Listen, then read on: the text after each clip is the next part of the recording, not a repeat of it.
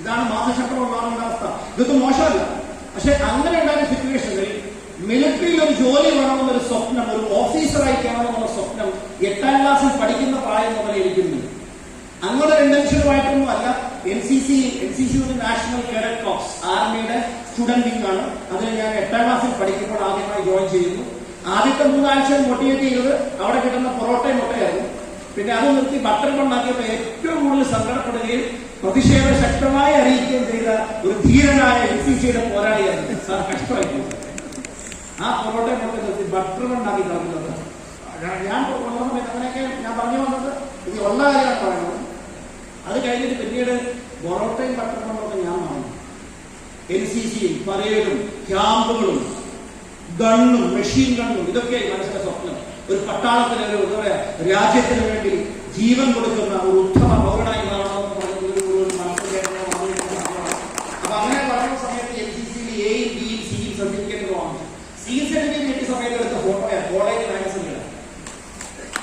അടുത്ത photo driving licence എടുത്തപ്പോൾ കിട്ടിയതാണ്. അടുത്ത ഫോട്ടോ പാസ്പോർട്ട് എടുത്തപ്പോൾ കിട്ടിയതാണ്. വീട്ടിലെ ഫാദറിന്റെ ബിസിനസ്സൊക്കെ പല കാരണങ്ങൾ കൊണ്ട് നഷ്ടത്തിൽ പോയി. ഇസ്ലാമിലെ അല്ലെങ്കിൽ പലിശ ഹറാമായതുകൊണ്ട് സമ്പാദ്യം ഉണ്ടായിരുന്നില്ല. കയ്യിൽ ഇഷ്ടംപോലെ പൈസ മിച്ചമുണ്ടെങ്കിൽ അതുകൊണ്ട് സിമ്പിളായിട്ട് ജീവിക്കുകയും മിച്ചമുള്ള പൈസ വെച്ച് ആദ്യത്തിൽ പ്രയോജനപ്പെടുന്ന എന്തെങ്കിലും നല്ല കാര്യം ചെയ്യണമെന്നൊക്കെയാണ് നിങ്ങളെ പാരൻസ് പഠിപ്പിച്ചിട്ടുള്ളത്. അതുകൊണ്ട് ഞങ്ങൾക്കൊന്നും ഒരു ബുദ്ധിമുട്ടും അന്നും ഉണ്ടായിട്ടില്ല, ഇന്നും ഉണ്ടായില്ല. അതുകൊണ്ടാണ് മൈലേജ് കിട്ടിയത് ഞാൻ ഉറച്ചു വിശ്വസിക്കുന്നു. അതുകൊണ്ടാണ് ട്രെയിനിങ്ങിൽ പോയി ഞാൻ ഉറച്ചു വിശ്വസിക്കുന്നു. അതുകൊണ്ടാണ് ട്രെയിനിങ്ങിൽ നിന്ന് കാര്യങ്ങൾ മനസ്സിലായെന്ന് ഉറച്ചു വിശ്വസിക്കുന്നു. അതുകൊണ്ടാണ് ഇത് വിട്ടുകളയണമെന്ന് തോന്നിയിട്ടും തീരുമാനിച്ചിട്ടും വിട്ടുകളയാതെ പിടിച്ചു നിർത്തിയെന്ന് ഞാൻ വിചാരിക്കുന്നു. അങ്ങനെ പല വർഷം ഞാൻ വിചാരിക്കുന്നത്. അങ്ങനെയെങ്ങാണ് ഒരു ദിവസം വിട്ടുകളഞ്ഞെങ്കിലോ നിങ്ങളൊക്കെ നേരിട്ട് കാണാൻ പറ്റുമോ? ഇവർ അക്ഷീവറായിട്ട് നിൽക്കാൻ പറ്റുമോ? അക്ഷീവനെ കുറിച്ചൊക്കെ ഞാൻ പറയുന്നത്. എനിവേ വീട്ടിൽ ഒരുപാട് പ്രശ്നങ്ങൾ കാണുമ്പോൾ ഒരുപാട് സങ്കടം തോന്നിപ്പോയിട്ടുണ്ട്. കാരണം നിങ്ങളൊക്കെ പഠിക്കാൻ നല്ല മിടുക്കരായിരുന്നു. പക്ഷേ ഹയർ എഡ്യൂക്കേഷന് വേണ്ടി പൈസ ഇല്ലാത്തതിന്റെ പേരിൽ പല സ്ഥാപനങ്ങളിലും മാസത്തിലും ആഴ്ചയിലൊക്കെ ജോലിക്കൊക്കെ പോയി നാട്ടിൽ കിട്ടാവുന്ന ഈ ദിവസക്കൂലിക്ക് കൂലിപ്പണി, അതാണ് പച്ച മലയാളത്തിൽ പറഞ്ഞത്, ഇങ്ങനെയുള്ള പല പണികളും എടുത്തിട്ട് വളരെ കഷ്ടപ്പെട്ടാണ് പഠിച്ച് ജീവിച്ചിട്ടുള്ളത്. അതുകൊണ്ടൊരു ഗുണമുണ്ടായി. ഒരുപാട് പൈസ ഉള്ളവർ ഉടക്കാൻ പോയി നമ്മൾ ജീവിക്കാൻ വേണ്ടി, വീടിന് വേണ്ടി, കുടുംബത്തിന് വേണ്ടി പണിയെടുക്കാൻ വേണ്ടിയാണ്. അതുകൊണ്ട് ഒരുപാട് കാര്യങ്ങൾ പഠിക്കാനായിട്ട് പറ്റി. ഇങ്ങനെ വന്നിരിക്കുന്ന സമയത്താണ് ഞാൻ നേരത്തെ പറഞ്ഞതുപോലെ ഒരു അവസരം അന്വേഷിക്കുന്ന ആ സമയത്ത് അവിടെ പ്ലാൻ പ്രസന്റേഷൻ കേൾക്കുന്നു. നമ്മുടെ വേഷം കണ്ടത് നമ്മളെ പുച്ഛിച്ച് തള്ളി. ഒരിക്കലും ഒരാളെ വേഷം കണ്ട് തള്ളാൻ പാടില്ല. ലോകത്തൊരു വലിയൊരു യൂണിവേഴ്സിറ്റി ഉണ്ട്. ആ യൂണിവേഴ്സിറ്റിയുടെ പേര് സ്റ്റാൻഫോർഡ് യൂണിവേഴ്സിറ്റി ഉണ്ട്. വേറെ യൂണിവേഴ്സിറ്റിയിൽ അവിടുത്തെ യൂണിവേഴ്സിറ്റിയിലെ നമ്മൾ വൈസ് ചാൻസലർ എന്നൊക്കെ പറയില്ലേ, അവിടെ പ്രസിഡന്റ് എന്നാണ് വിളിക്കുക. UK യൂണിവേഴ്സിറ്റിയിലാണ്. ആ യൂണിവേഴ്സിറ്റിയില് ഒരു പഴയ മുഷിന്റെ കോട്ടൊക്കെ ഇട്ട് പഴയ വസ്ത്രമല്ലെ ചാപ്പൊക്കെ തയ്ച്ചിട്ട് സൂട്ട് പോലെ അടുത്ത കേട്ടിട്ട് ഒരു കപ്പിൾസ് ഇരിക്കുന്നത്. അവരുടെ ഉദ്ദേശം ഞാൻ പ്രസിഡന്റിനെ കാണണം, വൈസ് ചാൻസലറെ. അയാളുടെ സെക്രട്ടറി ഉണ്ട്, സെക്രട്ടറിക്ക് ഒരു സെക്രട്ടറി ഉണ്ട്. അയാൾ നമുക്ക് സെക്രട്ടറിയെ പോലും കാണാൻ പറ്റില്ല, പിന്നെ പ്രസിഡന്റ്. ഇത് യൂണിവേഴ്സിറ്റി മുഴുവൻ ഭരിക്കുന്ന അയാളാണ്. അയാളെ കാണാത്ത അപ്പോയിന്റ്മെന്റ് കിട്ടില്ല. അവര് കേൾക്കാൻ ഇങ്ങനെ വെയിറ്റ് ചെയ്യാം. ഒരു ദിവസം മുഴുവൻ വെയിറ്റ് ചെയ്ത് പോയി പിറ്റേ ദിവസം പറഞ്ഞു. അയാളെ മനസ്സിലാക്കിയിട്ട് അയാൾ പോയി സെക്രട്ടറിയോട് പറഞ്ഞു, അസിസ്റ്റന്റ് പോയി പറഞ്ഞു, ഇതുപോലെ ഈസി അല്ല, പ്രസിഡന്റിനെ കാണുമെന്ന് പറഞ്ഞു. ഒരു കപ്പിൾ വന്നിരിപ്പുണ്ട്, പ്രായമായവരാണ്. രാവിലെ മുതൽ വൈകുന്നേരം എങ്ങനെ ചെയ്തിട്ട് പോയി, ഇന്നും പോകുന്ന ലക്ഷണമൊന്നും കാണുന്നില്ല. ഒരു ദേഷ്യപ്പെട്ട് പറഞ്ഞു. അങ്ങനെയുള്ളവരൊക്കെ അപ്പ പറഞ്ഞുകൊണ്ടെന്ന് നമുക്ക് അറിയത്തില്ല. ചെന്ന് പറഞ്ഞുവിടാൻ നോക്കിയിട്ട് പോകുന്നില്ല, കണ്ടിട്ടേ പോകും. അപ്പൊ പുള്ളി പറഞ്ഞു കൊണ്ടിട്ടേ പോകും. കണ്ടിട്ടല്ല, കൊണ്ടിട്ടേ പോകുള്ളൂ. അന്നും വൈകുന്നേരം വരെ ഇരുന്നു. 3-ാം ദിവസമായപ്പോൾ ഈ സെക്രട്ടറി ഇവരോട് ചോദിക്കുക എന്താണ് കാര്യം. പറഞ്ഞു ഞങ്ങളുടെ മകൻ പഠിച്ചിരുന്നത് ഈ യൂണിവേഴ്സിറ്റിയിലാണ്, ഞങ്ങൾക്ക് അതുമായി ബന്ധപ്പെട്ട കാര്യം സംസാരിക്കാറുണ്ട്. പറഞ്ഞു എല്ലാവരുടെയും മക്കളോട് പഠിക്കുന്നുണ്ട്, എല്ലാവരും ഞങ്ങൾ എന്ത് ചെയ്യും, അതുകൊണ്ട് പറ്റില്ല. എന്നോട് ഭാര്യ നിങ്ങളോട് പറയില്ല, പ്രസിഡന്റിനെ തന്നെ കാണും, അത് നടക്കില്ല എന്ന് പറഞ്ഞ ആളെ തിരിച്ചയച്ചു. പക്ഷെ തിരിച്ചയച്ചിട്ട് അവർ പോയില്ല, അയാൾ പോയി. പിന്നെ 3 ദിവസം വീണ്ടും വന്നിരുന്നപ്പോൾ അവസാനം ഇയാൾ പ്രസിഡന്റിനോട് പറഞ്ഞു, ഇങ്ങനെ ഒരു കപ്പൽ പാവപ്പെട്ടവരാണ് തോന്നുന്നു, വീട്ടിൽ പറഞ്ഞ് കോട്ടൊക്കെ വന്നിരിക്കുന്നു. അവസാന ഗതിയില്ലാതെ പറഞ്ഞു വിടാൻ വേണ്ടി പ്രസിഡന്റ് വിളിച്ചിട്ട് ഇങ്ങനെ പറഞ്ഞിട്ട് ആദ്യം വന്നോണ്ട് അവരോട് പറഞ്ഞു, നിങ്ങളെ പോലുള്ള മാതാപിതാക്കളോട് എന്നോട് കാര്യം സംസാരിക്കാതിരുന്നാൽ ഈ യൂണിവേഴ്സിറ്റിയുടെ ഫ്യൂച്ചർ തന്നെ അപകടത്തിലാവും, എന്താ പറയണത് പെട്ടെന്ന് പറഞ്ഞിട്ട് പോകും. അപ്പൊ അവർ വന്നിട്ടാണ് ഞങ്ങളുടെ മകൻ, ഒരേ ഒരു മകൻ ഉണ്ടായിരുന്നത് ഈ യൂണിവേഴ്സിറ്റി ക്യാമ്പസിനകത്ത് ഒരു അപകടം ഉണ്ടായി മരിച്ചു. അവന്റെ പേരിൽ ഒരു സ്മാരകം ഇവിടെ നിർമ്മിക്കാൻ നിങ്ങൾ ആഗ്രഹിക്കുന്നു. അപ്പോ ഒരു നിമിഷത്തേക്ക് അവരുടെ ദുഃഖത്തിൽ പങ്കുചേർന്നെങ്കിലും ഒക്കെ കളിയാക്കി തിരിച്ചുകൊണ്ട് പറഞ്ഞു, ഇവിടുത്തെ ഒരു ബിൽഡിംഗ് ഒക്കെ കെട്ടിക്കൊണ്ടാൽ എത്ര കോടി വരും നിങ്ങൾക്ക് അറിയുമോ? അപ്പോ വൈഫ് പെട്ടെന്ന് ചോദിച്ചു, ഇതുവരെ ഉണ്ടായിരുന്ന വൈഫ് പെട്ടെന്ന് അയാൾ ഒരു സംഖ്യ പറഞ്ഞു, വലിയ സംഖ്യ, സാധാരണക്കാർക്ക് താങ്ങാൻ പോലും പറ്റാത്തൊരു സംഖ്യ പറഞ്ഞു. ആ സമയത്ത് വൈഫ് എടുത്തിട്ട് ഹസ്ബൻഡിനെ വിളിച്ചിട്ട് പറഞ്ഞു, എന്തിനാണ് നമ്മളിവിടെ ഒരു സ്മാരകം പഠിക്കാൻ പോകുന്നത്? നമുക്കൊരു യൂണിവേഴ്സിറ്റി തന്നെ പറഞ്ഞുകൂടെ? ആ കപ്പിൾ പോയി തുടങ്ങിയ യൂണിവേഴ്സിറ്റിയാണ് സ്റ്റാൻഫോർഡ് യൂണിവേഴ്സിറ്റി. ആ മനുഷ്യൻ വളരെ പേരാണ് സ്റ്റാൻഫോർഡ്. ഞാൻ പറഞ്ഞു, അവർ അത്രയും സമ്പന്നരായിരുന്നു. ഈ സമ്പത്ത് കാണിക്കാൻ അവർ ആഗ്രഹിച്ചിട്ടില്ല. മകൻ ജീവിതത്തിൽ പോയപ്പോൾ ജീവിക്കാനുള്ള താല്പര്യം പോലും നഷ്ടപ്പെട്ട് വസ്ത്രത്തിലൊന്നും ശ്രദ്ധിക്കാതെ ഒരു കപ്പിൾസ് ആയിരുന്നു അവർ. ഒരാളെ വേഷം കണ്ടുകൊണ്ട് ഒരിക്കലും വിലയിരുത്തി കളയരുത്. അവന്റെ ഉള്ളിലുള്ള ഫയറാണ് നിങ്ങൾ നോക്കിക്കാണുന്നത്. അവന്റെ കണ്ണിൽ അവസരം അന്വേഷിക്കുന്നതിന്റെ തിളക്കമാണ് നിങ്ങൾ കാണുന്നത്. അവന്റെ ബോഡി ലാംഗ്വേജിൽ ഒരാളെയും ആശ്രയിക്കാതെ ജീവിക്കണമെന്നുള്ള ഒരു ചിന്തയുണ്ടല്ലോ, ആ ചിന്തയാണ് നിങ്ങൾ കാണുന്നത്. കഷ്ടപ്പെടാനുള്ളൊരു മനസ്സുണ്ടല്ലോ, അതാണ് നിങ്ങൾ കാണുന്നത്, അല്ലാതെ വേറൊന്നും കാണുന്നില്ല. ഞാൻ പറഞ്ഞു വരുന്നത്, ആ രീതിയിലൊക്കെ ഡയറക്ട് സെല്ലിംഗ് ബിസിനസ്സിലേക്ക് ഞാൻ കടന്നു വന്ന കാര്യത്തെ കുറിച്ച് പറഞ്ഞു. ആദ്യത്തെ 2.5 വർഷം ഒരു നേട്ടങ്ങളും ഉണ്ടായിട്ടില്ല എന്ന് മാത്രമല്ല, 2.5 ലക്ഷം രൂപ കടമാണ് എനിക്കുണ്ടായിരുന്നത്. മറ്റുള്ള എല്ലാ ബിസിനസ്സുകളിലും കൂടെ വന്നിട്ടുള്ള വരുമാനം ഈ ബിസിനസിന്റെ മീറ്റിംഗിന് പോകാനും ട്രെയിനിങ്ങിന് പോകാനും ഒക്കെ ചെലവാക്കിയിട്ടുണ്ട്. അന്ന് ട്രെയിനിങ്ങിൽ വന്ന് ഞാൻ കേട്ട ഒരു ട്രെയിനർ പറഞ്ഞിട്ടുണ്ട്, നിങ്ങൾ ഈ ബിസിനസിന് വേണ്ടി 10 രൂപ വിശ്വാസത്തോടുകൂടി മുടക്കിയിട്ടുണ്ടെങ്കിൽ നാളെ 10 കോടിയായി തിരിച്ചിട്ടുണ്ട് പറഞ്ഞപ്പോ അത് കേട്ട് കൈയടിച്ചിട്ടുണ്ട്. ആ 10 രൂപ ഉണ്ടായതുകൊണ്ട് പാട് എനിക്കറിയാമായിരുന്നു. ഞാൻ പറയുന്നത് ആ 10 കോടി എന്നല്ല, അതിലേക്ക് ഒരുപാട് അപ്പുറത്തേക്ക് നേടിയിട്ടാണ് ഞാൻ ഇവിടെ വേദിയിൽ ഒരു ഫംഗ്ഷൻ നിങ്ങൾ നഷ്ടപ്പെടുത്തിയാൽ നിങ്ങൾ 6 മാസം പിന്നോട്ട് പോകും. പിന്നെ എപ്പോഴാണ് നമ്മൾ ശരിക്കും നഷ്ടപ്പെടുത്താൻ പോകുന്നത്? കുറെ അച്ചീവ്മെന്റ് ഒക്കെ ഉണ്ടാകുമ്പോൾ സ്വാഭാവികമായി വരാനുള്ള ഒരു ഈഗോ എല്ലാമായി. ഹിന്ദിയിൽ പറയും മുझे बहुत आता है, MBA. ഈ MBA പ്രശ്നക്കാരൻ എനിക്കെല്ലാം ആയി എന്നുള്ള തോന്നൽ എന്ന് വരുന്നോ അന്ന് നിങ്ങളുടെ ഗ്രാഫ് താഴത്തേക്ക് പോകാൻ തുടങ്ങും. നിങ്ങളുടെ ചിന്തയിൽ 1% പിന്നോട്ട് പോയാൽ നിങ്ങളുടെ ടീം 100 അടി പിന്നോട്ട്. നിങ്ങളുടെ ഉള്ളിന്റെ ഉള്ളിൽ പോലും 1 അടി പോയിട്ട് 1 ഇഞ്ച് പോലും പിന്നോട്ട് പോകാൻ പാടില്ല. എപ്പോഴും മുന്നോട്ട് നോക്കിക്കൊണ്ടിരിക്കുക. തീർച്ചയായിട്ടും ആ വിശ്വാസത്തോടുകൂടി പ്രവർത്തിക്കുന്നവർ 2,10,000 രൂപ വാങ്ങാൻ 6 മാസം പോലും അവർക്ക് വേണ്ടി വരില്ല. നിങ്ങൾ കഠിനാധ്വാനം ചെയ്യുന്നവരാണെങ്കിൽ ഇതേ ഞാൻ പറയുന്നു. കൂടുതൽ സമയങ്ങളൊന്നും കളയുന്നില്ല. ഇങ്ങനത്തെ സാഹചര്യത്തിൽ ഡയറക്ട് സെല്ലിംഗ് ബിസിനസ്സിലേക്ക് വരികയും അന്നത്തെ ലക്ഷ്യങ്ങൾ ഞാൻ എഴുതി വെച്ചിരുന്നു. ഞാൻ എഴുതി വെച്ച ലക്ഷ്യങ്ങൾ ഇവിടെ കൃത്യമായിട്ട് ഞാൻ മാറ്റിയിരുന്നു. ഒന്ന്, എന്റെ സഹോദരന്റെ വിവാഹം തീരുമാനിച്ച് 1.5 വർഷത്തിലധികമായി പൈസയുടെ കുറവുകൊണ്ട് കല്യാണത്തിന്റെ ഡേറ്റ് തീരുമാനിക്കാൻ പറ്റാതെ വന്ന ഒരു കുടുംബത്തിന്റെ ഒരു എന്താ പറയാ ഒരു നിസ്സഹായനായ ഒരു നമ്പറായിരുന്നു. എന്റെ ഫാദർ ആൾക്കാരോട് എപ്പോഴും പറയും, ഹിന്ദി പറഞ്ഞ് ഞാൻ കേട്ടേക്കുന്ന ഒരേ ഒരു ഭാഷയുള്ളൂ. എന്നോട് സ്കൂളിൽ വന്നിട്ടാണ് പറഞ്ഞത്. എന്റെ സ്കൂളില് പാരന്റ് ടീച്ചർ അസോസിയേഷൻ ആളാണ് മെമ്പറായിരുന്നു. അവിടെ വന്ന് ഹിന്ദി ആണ് ഞാൻ പഠിച്ച ആ സമയത്ത് ഹിന്ദി ഡിപ്പാർട്ട്മെന്റിൽ വന്നിട്ട് എന്റെ ഫാദർ വന്നിട്ടുണ്ട്. എന്താണ് പറയുന്നത്? നമ്മുടെ കൈ എപ്പോഴും ഇങ്ങനെ ദേലേക്കെലിയെ ചാടാണ്, ലേലേക്കെലിയാണ്. ആൾ പറഞ്ഞത് ഹിന്ദി ഞാൻ കേട്ടതാണ്. എപ്പോഴും മറ്റുള്ളവർ കൊടുക്കാവൂ, ഇങ്ങോട്ട് വായിക്കാൻ നിൽക്കരുത്. അങ്ങനെ ഒരു പ്രിൻസിപ്പൽ ലൈഫിൽ ഉണ്ടായിരുന്നതുകൊണ്ട് ഒരാളോട് ആൾ ബുദ്ധിമുട്ടൊന്നും പറയില്ല. ബുദ്ധിമുട്ടൊക്കെ സമയത്ത് ഞങ്ങൾ കുടുംബത്തിലൊക്കെ നമുക്ക് അറിയാം. ആരെയും പൈസ ഉണ്ടെങ്കിൽ ഒരു ബുദ്ധിമുട്ടും വരില്ലായിരുന്നു. ഒരുപാട് പ്രതിസന്ധികൾ വന്നു. ഇങ്ങനെ മിലിറ്ററിയിൽ പോകണമെന്നൊരു സ്വപ്നമായിട്ട് ഞാൻ നടന്ന സമയത്താണ് യാദൃശ്ചികമായിട്ടൊരു അപകടം ഉണ്ടാവുന്നത്. എന്റെ 2 കൈക്കും സീവിയർ ആയിട്ടുള്ള സർജറി ചെയ്യേണ്ടി വന്നു. എന്റെ വലത് കൈകൾ നോക്കിയാൽ അറിയാം, ഈ ഭാഗത്ത് 27 കുട്ടികളുണ്ട്. ഞാൻ കൈയൊക്കെ അടഞ്ഞാൽ ഉടച്ചാണ്. ഇപ്പോഴും എന്റെ കൈ ഭാഗമൊന്നും അടിക്കില്ല, ഒരുമിച്ച് വരുന്നു. എന്റെ ഇടത്തെ കൈയാണെങ്കിൽ നേരെ ബെല്ലിൽ വളർന്നിരിക്കുന്നു. ശരിക്കും പറഞ്ഞാൽ ആലങ്കാരികമായി പറഞ്ഞാൽ ഒരു 15-20 ശതമാനം വികലാംഗനാണ്. എന്നാ വികലാംഗന്റെ ഒരു കുഴപ്പമില്ല. അങ്ങനെ സഹതാപം തോന്നുന്നു. അങ്ങനെ പലർക്കും സഹതാപം തോന്നിയിട്ടുണ്ട് ഒരു കാലത്ത്. കാരണം കൈ ഇങ്ങനെ ഇരിക്കുന്നുണ്ടായിരുന്നു, ഈ കൈ ഇങ്ങനെ അനങ്ങില്ല. ആ സമയത്തൊക്കെ ഉള്ളുരുക്കി പ്രാർത്ഥിച്ചിട്ടുണ്ട്, പടച്ചോടെ എന്തെങ്കിലും ഒരു അവസരം തരട്ടെ, ഒരാളുടെ മുമ്പിൽ കൈ ഇങ്ങനെ വെക്കേണ്ട സിറ്റുവേഷൻ വരരുത്. ഞാൻ ഉറപ്പിച്ചു പറയാം, നിങ്ങളുടെ ഉള്ളിൽ പ്രവർത്തിക്കാനുള്ള ഒരു മനസ്സും ഒരു നല്ല അവസരവും തിരഞ്ഞെടുക്കാൻ കഴിഞ്ഞാൽ സംശയിക്കേണ്ട my lifestyle is the best opportunity. ഈ ഒരു അവസരത്തിലൂടെ വിജയിക്കാൻ കഴിയും. ഞങ്ങൾ 3 പേരും പഠിക്കാൻ മിടുക്കരായിട്ടുണ്ട്. ഞങ്ങളുടെ ഹയർ എഡ്യൂക്കേഷന് പണമില്ലാത്തത് കൊണ്ട് അത് ഞങ്ങൾക്ക് ചെയ്യാൻ പറ്റിയിട്ടില്ല. ആ സമയത്ത് എനിക്ക് മെഡിക്കൽ ഫെസിലിറ്റിക്ക് വേണ്ടിയിട്ട് പോസ്റ്റ് ഓപ്പറേഷൻ പല ഫിസിയോതെറാപ്പി പോലുള്ള കാര്യങ്ങൾക്ക് പൈസ വേണം. പോയി ചോദിച്ചാൽ എന്റെ ഫീസ് കെട്ട് പിന്നെ ആ ഹോസ്പിറ്റലിലേക്ക് പോയിട്ടില്ല. എന്റെ അമ്മ ഒരു ആസ്പത്രി പേഷ്യന്റാണ്. പലപ്പോഴും ശ്വാസമുട്ടൽ കൂടിയിട്ട് ഓക്സിജൻ കൊടുക്കേണ്ട അവസരത്തിൽ പോലും ഹോസ്പിറ്റലിൽ പോകാൻ പറ്റിയിട്ടില്ല. ചില സമയത്തൊക്കെ ഹോസ്പിറ്റലിൽ കൊണ്ടുവരുമ്പോൾ 2 പ്രാവശ്യം അത്യാഹിത വിഭാഗത്തിൽ ഡോക്ടർ പറഞ്ഞിട്ടുണ്ട്, 10 മിനിറ്റ് കൂടെ വൈകിയിരുന്നെങ്കിൽ ശ്വാസം കിട്ടാൻ എന്തെങ്കിലും അത്യാഹിത ഫാദർ വർഷങ്ങളോളം ബിസിനസ് ചെയ്തത് മലബാർ മേഖലയിലാണ്. അതുകൊണ്ട് ഞാനൊരു തെക്കൻ കേരളക്കാരനാണെങ്കിലും എന്റെ മനസ്സും ആത്മാവും ഒക്കെ എന്നും വടക്കൻ കേരളത്തിൽ. കാരണം വേറൊന്നുമല്ല, എന്റെ ഫാദർ 35 വർഷത്തിലധികം കണ്ണൂര്, പയ്യന്നൂര്, കാഞ്ഞങ്ങാട് ഈ സ്ഥലങ്ങളിലൊക്കെ ബിസിനസ് ചെയ്തിട്ടുണ്ട്. ഫാദർ തുടങ്ങിയ ഒരു സ്ഥാപനം ഉണ്ടായിരുന്ന പേര് വികാസ് പുസ്തകങ്ങളാണ്, അറിയപ്പെടുന്ന ഒരു സ്ഥാപനമായിരുന്നു. അതുപോലെ പാത്രത്തിലേക്ക് ഹോൾസെയിൽ ആൻഡ് റീറ്റെയിൽ ബിസിനസ് ഒക്കെ ഉണ്ടായിരുന്നു. പക്ഷെ ബിസിനസ് നഷ്ടത്തിലായി കഴിഞ്ഞാൽ പിന്നെ വരുമാനമൊന്നും കൈ കാണില്ല. സ്ഥിരമായി പൈസ കൈകാര്യം ചെയ്യുന്നവർക്ക് പൈസ ഇല്ലാതെ വന്നാൽ വല്ലാത്തൊരവസ്ഥ. ഒരാളോട് പറയാനും പറ്റില്ല, നാണക്കേട് വല്ലാത്തൊരവസ്ഥയും, അങ്ങനെ മാനസികമായി പോലും തകർന്നു പോകുന്ന ഒരു സിറ്റുവേഷൻ. അതൊന്നും ഉൾക്കാനുള്ള പക്വതകൾ നമ്മൾ ആ സമയത്ത് ഞങ്ങൾക്കൊന്നും ഉണ്ടായിരുന്നില്ല. എനിവേ ഞാൻ പറഞ്ഞു വരുന്ന കാര്യത്തിൽ മാത്രമേ ഉള്ളൂ, ആരുടെ മകളുടെ കല്യാണത്തിന്റെ സമയത്ത് പൈസ അറേഞ്ച് ചെയ്യാൻ പറ്റാതെ സ്ത്രീകളൊന്നും കൊടുക്കാനല്ല, സ്ത്രീകൾക്ക് എതിരുള്ള ആൾക്കാരാണ്. പക്ഷെ അത്യാവശ്യമുള്ള സ്വർണ്ണമൊക്കെ കിട്ടുന്നുണ്ട്, അതിനുള്ള പോലും നിവൃത്തിയില്ല. ഈ വീടൊന്ന് മാറ്റി ചെറുതായിട്ടൊന്ന് മാറ്റാൻ, ഒരു റിന്യൂവേഷൻ ചെയ്യാൻ, പെയിന്റിങ് ചെയ്യാൻ പോലുള്ള പൈസ കഴിഞ്ഞു.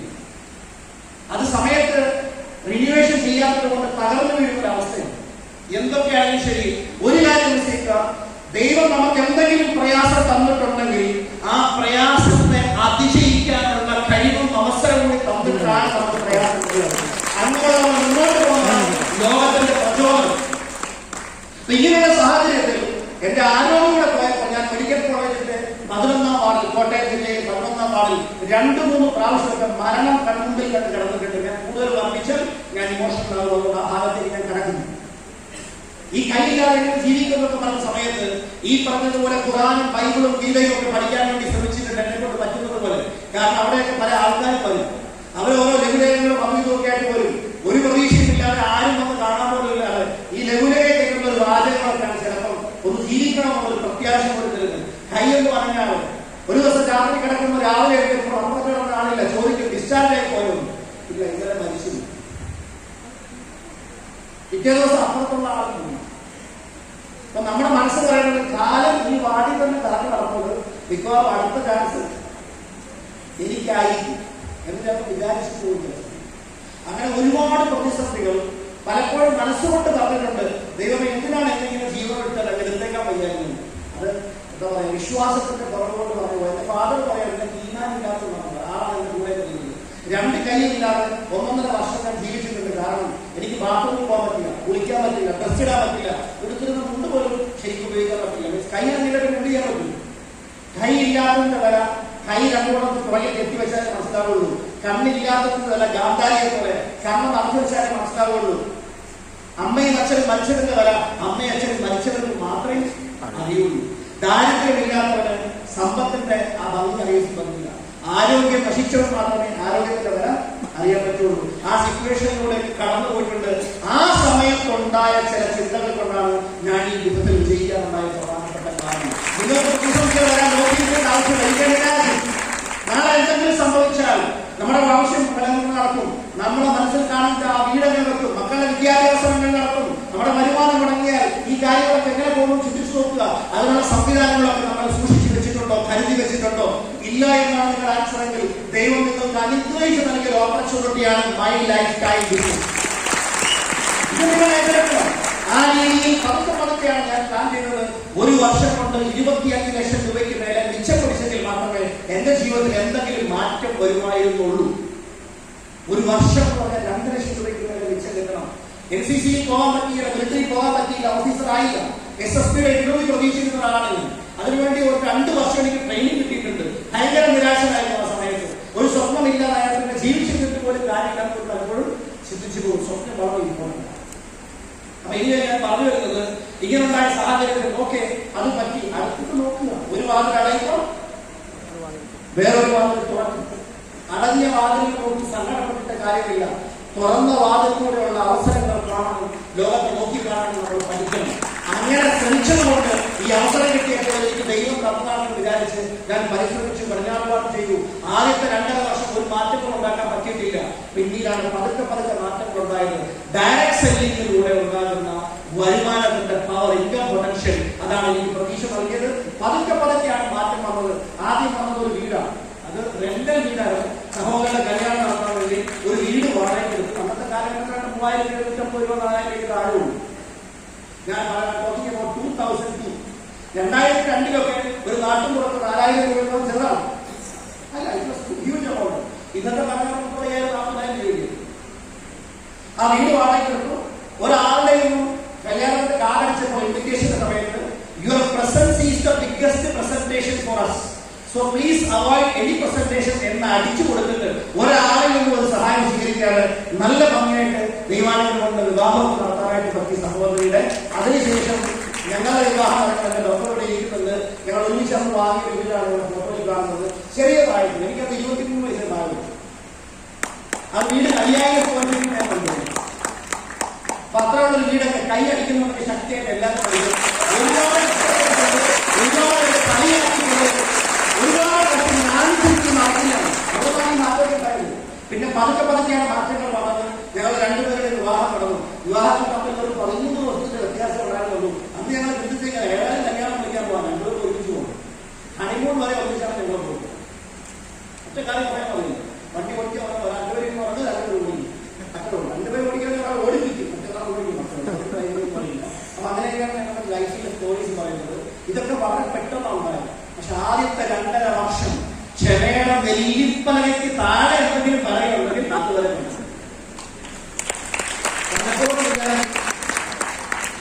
ജീവിതം കോഞ്ഞാട്ടെ ആവൂ എന്നാണ് അവർ ചിന്തിച്ചേക്കുക. യുവാക്കളുടെ റൈറ്റാണ് നിങ്ങൾ നല്ല വഴിയാണ് ചിന്തിക്കുക. അങ്ങനെയാണ് ഒരു അഗ്നി പരീക്ഷയൊക്കെ നടക്കും അല്ലെ.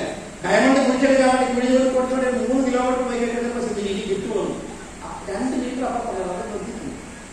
നല്ല നല്ല ആൾക്കാരുണ്ടല്ലോ ബിസിനസ് ഇങ്ങനെ പറന്നു കയറും, നടന്നല്ല പറന്നു കയറും. അങ്ങനെയൊക്കെയാണ് ലൈഫിലുണ്ടായ മാറ്റങ്ങൾ. വീടൊക്കെ പിന്നെ ബിസിനസിന്റെ കാര്യവുമായി എറണാകുളം സിറ്റിയിലേക്ക് മാറണം ആവേശം അവർ വീട് സ്വന്തമായി കയ്യൊക്കെ ശക്തമായി കഴിച്ചാൽ നന്നായിട്ട് കേൾക്കാം.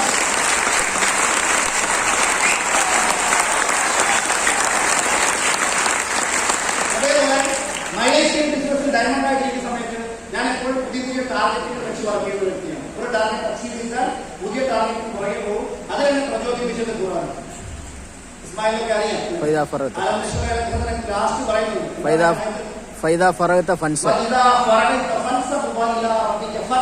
നിങ്ങൾ ഒരു കാര്യം പൂർത്തിയാക്കിയാൽ മറ്റൊന്നിൽ മുഴുകുക, നിന്റെ നാഥന്റെ ഭാഗത്തുള്ള അനുഗ്രഹം പ്രതീക്ഷിച്ച് മുന്നേറുക. ഇതാണ് പറയുന്നത്. ഒരെണ്ണം പൂർത്തിയാക്കിയാൽ കണ്ടന്റഡായാൽ അലസതയെങ്ങാൻ വന്നാൽ ഇതുവരെ തന്നത് വരെയെടുക്കും. ഹിന്ദിയുടെ ഒരു പ്രയോഗമുണ്ട്, ദൈവം തരാൻ തുടങ്ങിയാൽ മേൽക്കൂര പൊട്ടിച്ചിട്ട് വായിങ്ങിട്ട് വരും. ജബ് ലേന ശുരു കർത്താ ഹൈ കേൾക്കുന്നതിൽ ക്ഷമിക്കുക, ചട്ടിക്ക് ഉദാഹരണം ചെയ്യുക. എടുക്കാൻ പറഞ്ഞാൽ ലിക്കർ വരെ ഉപയോഗിക്കും. ഞാൻ പറഞ്ഞോ, ഒരിക്കലും കണ്ണുകളാൻ പാടില്ല.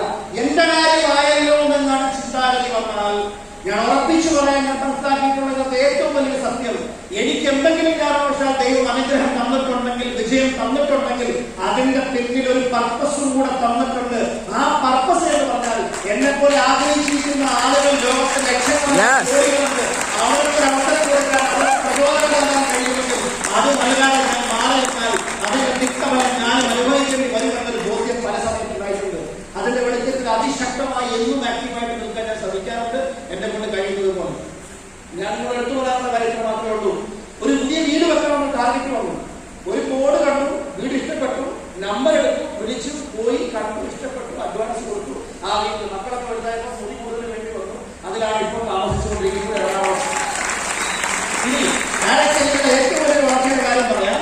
എന്റെ മക്കളുടെ വിദ്യാഭ്യാസ കാര്യങ്ങളും മറ്റു പല ബിസിനസിന്റെ ഡെവലപ്മെന്റ് കാര്യങ്ങളുമായി എനിക്ക് അമേരിക്കയിൽ പോയപ്പോൾ അവിടെ വീട് വേണമെന്നൊരു ആഗ്രഹം വന്നു. ഞാൻ എന്റെ ഒരു ഗുരുകുലനായി സ്നേഹിച്ചിരുന്ന ഒരു ട്രെയിൻ ഒരിക്കൽ പറഞ്ഞിട്ടുണ്ട്, നിങ്ങളീ റോഡിലൂടെ യാത്ര ചെയ്യുമ്പോൾ ഒരു വീട് കണ്ട് നിങ്ങൾക്ക് അത് ഇഷ്ടപ്പെട്ടാൽ അത് വിൽക്കാറുണ്ടെങ്കിൽ പോയി ചോദിക്കുക, അവർ പറയുന്ന പൈസ കൊടുത്ത് വാങ്ങാൻ പറ്റുമെങ്കിൽ അതാണ് ഞാൻ ചോദിക്കുന്നത്. അങ്ങനെ ഞാൻ അമേരിക്കയിലെ ഒരു തെരുവിലൂടെ ഇങ്ങനെ പോകുമ്പോൾ, റോഡിലൂടെ ഇങ്ങനെ പോകുമ്പോൾ വിൽക്കാനുള്ള ഒരു ബോർഡ് ഞാൻ അവിടെ കണ്ടു. ഞാൻ വന്ന് ചോദിച്ചു, വിൽക്കുന്നുണ്ടെന്ന് പറഞ്ഞു. എത്ര വേണമെന്ന് ചോദിച്ചു.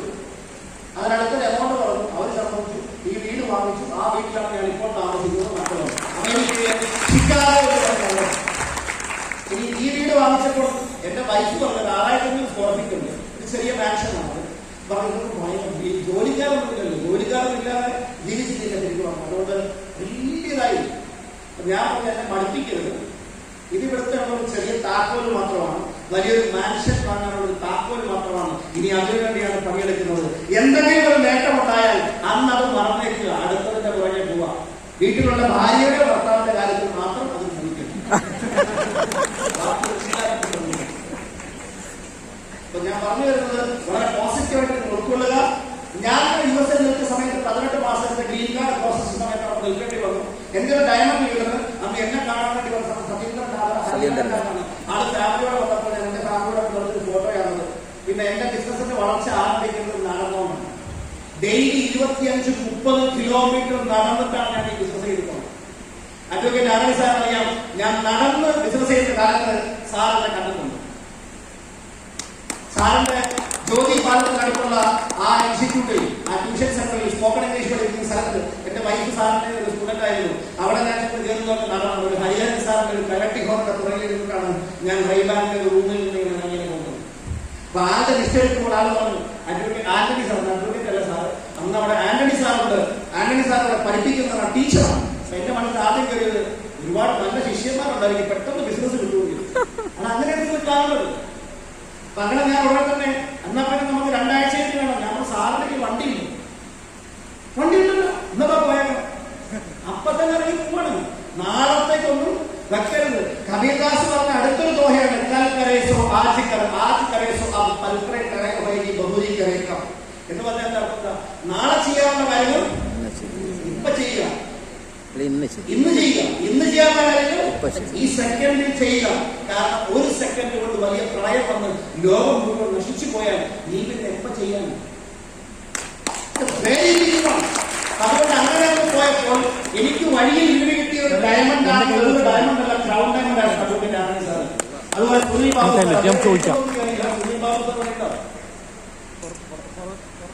ഉണ്ടാവും.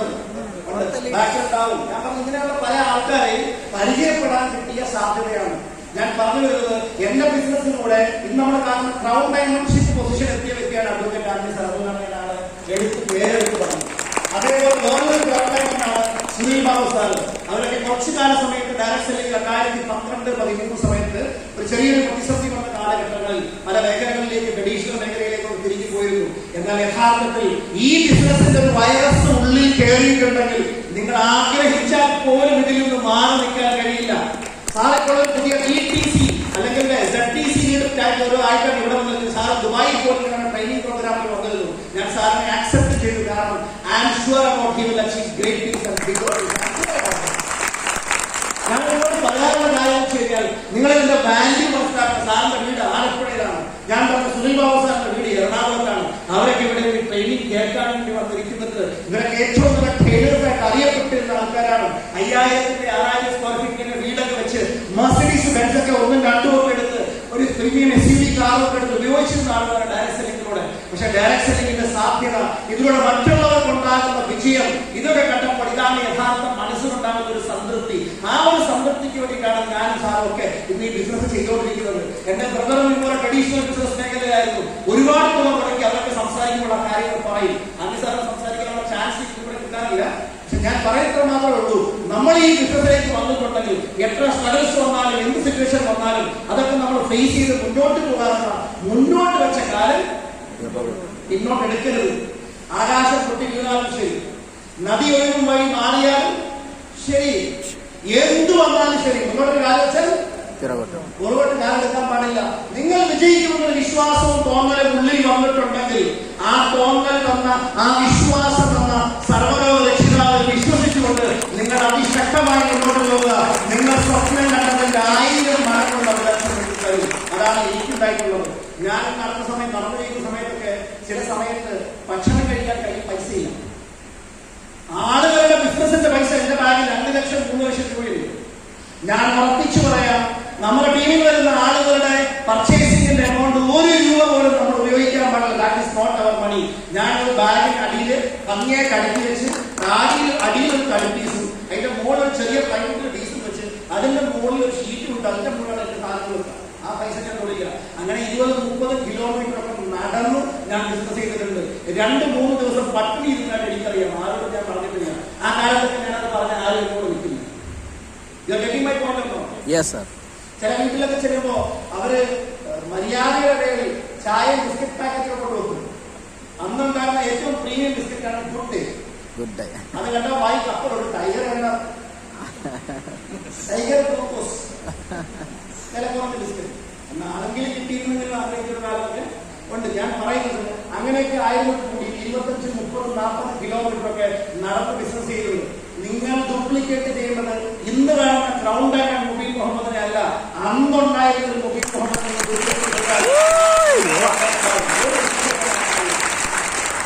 ഈ ബൈക്കൊക്കെ വാങ്ങിയ സമയത്ത് ആലപ്പുഴയിലെ പ്രദേശ ഓർഗനൈസേഷൻ സ്വാഗതം പറഞ്ഞത് ഇവിടേക്ക് തന്നെ കുറിച്ചാണ്. ഞാൻ ഇപ്പോഴും അത് ഓർക്കുന്നുണ്ട്. അവിടെ ഒരു പോസ്റ്റർ ഒക്കെ ഒട്ടിച്ച് വെച്ചിരുന്നു. എന്തായിരുന്നു പോസ്റ്റർ? 2 വീലർ അച്ചീവിലേക്ക് മുബീൻ മുഹമ്മദിന് സ്വാഗതം, TVS വിക്ടർ.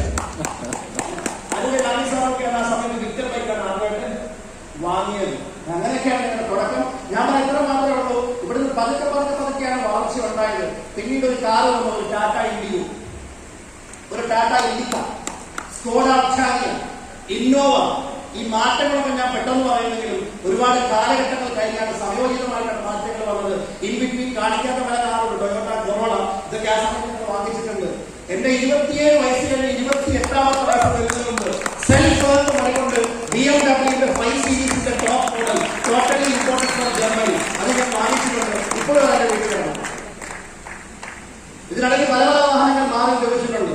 ദുബായിൽ ഈ ബിസിനസ് ഡെവലപ്മെന്റുമായി പോയി. അവിടെ ഡ്രൈവിംഗ് ലൈസൻസിന്റെ അടുത്ത് അന്ന് വീട്ടിൽ പഞ്ചസാര തീർന്നാൽ 1 കിലോ പഞ്ചസാര വാങ്ങി വരുന്നത് പോലെ ടൊയോട്ടയുടെ ഫോർച്യൂണർ മോഡൽ വാങ്ങാനുള്ള സാമ്പത്തിക ശേഷി ഈ ബിസിനസ് എനിക്ക് നടത്തുന്നത്.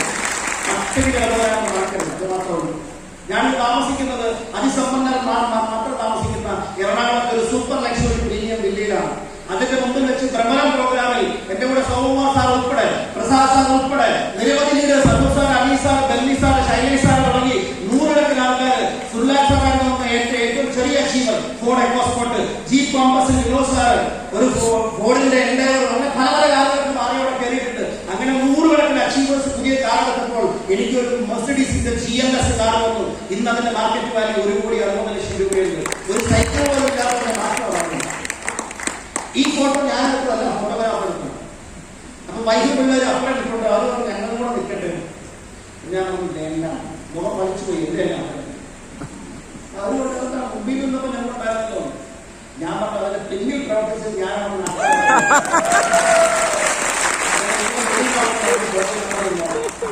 ഞാൻ ഒരു കാലത്ത് ഇങ്ങനെ സൈലന്റൊക്കെ വെച്ചില്ല. എനിവേ ഞാൻ പറയുന്നത് മാത്രമേ ഉള്ളൂ. പിന്നീട് I am very happy to announce ഗാലക്സിയിലെ ഇൻഡസ്ട്രി ആദ്യമായി മോട്ടോർ ഹോം സ്വന്തമാക്കാൻ ദൈവത്തെ അനുഗ്രഹിച്ചിട്ടുണ്ട്. ഇതൊക്കെ ഒരു തുടക്കം മാത്രമേ കാണുന്നുള്ളൂ. ഈ വണ്ടിയിൽ കാറുകൊണ്ട് ബസ്സാണ് മെർസിഡീസിന്റെ. ഇതിൽ ഓൾ ഓവർ ഇന്ത്യ ഞാൻ വൈഫ് മക്കളോട് 2 പ്രാവശ്യം വാങ്ങിയിട്ടുണ്ട്. All over India. ഇപ്പം കാർ ബസ് വഴി പോകും, ഞാൻ വൈകിട്ട്. എന്നിട്ട് പ്രോഗ്രാമിൽ 1 കിലോമീറ്റർ ദൂരം. ഇതൊക്കെ എടുക്കുന്നത് ഈ ബിസിനസ്സിനല്ലേ അല്ലേ? അപ്പൊ അതുകൊണ്ടാണ് അതിലേക്ക് പോകുന്നത്. എനിവേ കാലം മാറിക്കൊണ്ടിരിക്കുന്നു. കേരളത്തിൽ ഇന്ത്യയിൽ ആദ്യമായിട്ട് മെർസിഡീസ് ഇലക്ട്രിക് കാർ ഇറക്കി, EQS. ഏറ്റവും കൂടുതൽ മൈലേജ് ഉള്ള കാർ. സോമൻ സാറിനൊക്കെ അറിയാം. അതിന്റെ ഒരു ഫംഗ്ഷൻ നടന്നത് ലേബറിംഗ് ഹോട്ടലിൽ വെച്ചിട്ടായിരുന്നു. അവിടെ വെച്ച് സൗത്ത് ഇന്ത്യയിലെ ആദ്യത്തെ EQS ഡെലിവറി മൈ ലൈഫിലെ അന്ന് റോയലുണ്ടായിരുന്ന മുബീൻ മുഹമ്മദിനാണ് കിട്ടിയത്. Very happy to tell you. US-ൽ ചെന്ന് അവിടെ ഡ്രൈവിംഗ് ലൈസൻസ് കിട്ടിയ ആളാണ് വണ്ടി ഓടിക്കാൻ തുടങ്ങി. അന്ന് തന്നെ ഞാൻ വിളിച്ചത് GLS ഒരു 550 മോഡൽ കാറാണ്. എന്റെ മോൾക്ക് 16 വയസ്സുള്ളപ്പോൾ ഡ്രൈവിംഗ് ലൈസൻസ് കിട്ടി. അവളിപ്പോ സ്കൂളിൽ പോകുന്ന ഈ കാറാണ്.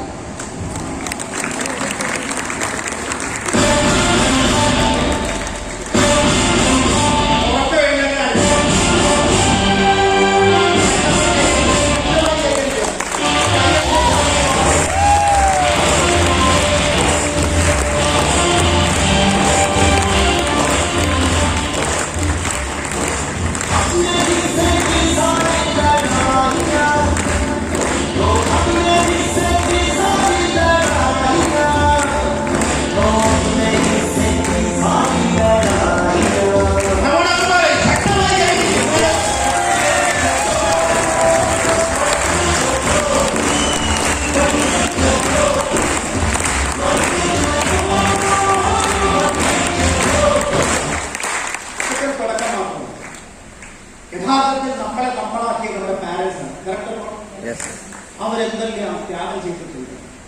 അവരൊടുക്കാതെ നമ്മളെ ഊട്ടിയിട്ടുണ്ട്. അവര് ഉണ്ണാതെ നമ്മളെ ഊട്ടിച്ചിട്ടുണ്ട്. കറക്റ്റോ? അവർ അവർക്ക് കിട്ടാത്ത എല്ലാ സൗഭാഗ്യങ്ങളും നമുക്ക് തന്നിട്ട് വെച്ച ആഹാരം മുഴുവൻ നമുക്ക് വേണമെങ്കിൽ തന്നിട്ട് എന്റെ വയറ് നിറഞ്ഞു എന്ന് പറഞ്ഞ സൈഡിൽ മാറി എന്ന വിശപ്പിനെ ഓർത്ത് ചിന്തിച്ചിട്ടുണ്ട്. കറക്റ്റോ? അവർക്കൊക്കെ വേണ്ടി എന്തെങ്കിലും തിരിച്ചു ചെയ്യണം വേണ്ടോ? ദൈവം എന്നെ അനുഗ്രഹിച്ചിട്ടുണ്ട്. ഒരുപാട് സ്ഥലങ്ങളിൽ പല പല രാജ്യങ്ങളിൽ അവരെ കൊണ്ടുപോകാൻ വേണ്ടി പറ്റിയിട്ടുണ്ട്.